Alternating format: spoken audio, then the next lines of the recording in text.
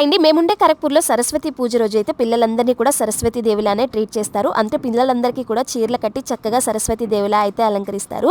మా ఇంట్లో సరస్వతి దేవి పూజ అయిపోయిన తర్వాత పిల్లలిద్దరిని కూడా అత్తయ్య అయితే చీరలు కట్టి రెడీ చేశారు. ఇంకా నేనైతే మేకప్ చేస్తున్నాను. ఇంకా నేను మా పెద్ద పాపకి మేకప్ చేసి కొంచెం రెడీ చేస్తుంటే ఇంకా మా చిన్న పాప ఏమో తనకి ఎక్కడ రెడీ చేయను అని చెప్పేసి గాబర పడిపోయి కంగారు పడిపోతుంది. ఇంకా నన్ను వాళ్ళ అక్కని ఇద్దరిని కూడా కొట్టేస్తుంది. మీ ఇంట్లో కూడా ఇలా ఉంటే ఖచ్చితంగా కమెంట్ అయితే చేసి చెప్పండి. పుట్టిన పిల్లలేమో అమాయకుల్లా ఉంటారంట, ఇంకా చిన్న వాళ్ళేమో పెద్ద రౌడీలు అవుతారంట. మా ఇంటికి వచ్చేసి నా చిన్న కూతురు రౌడీ అనమాట. అసలు ఎక్కడా కూడా తగ్గదు, ఎవరిని కూడా అస్సలు ఉంచదు. నాకేమి పెద్దగా మేకప్ చేయడం రాదు, కానీ నాకు వచ్చినంతలో నా పిల్లలు సంతోషపడే విధంగా అయితే నేనైతే కొంచెం మేకప్ చేయగలను. ఇంకా చీరలు కట్టడం అయితే రాదు, చీరలు కట్టే పని మాత్రం అత్తేదే అనమాట.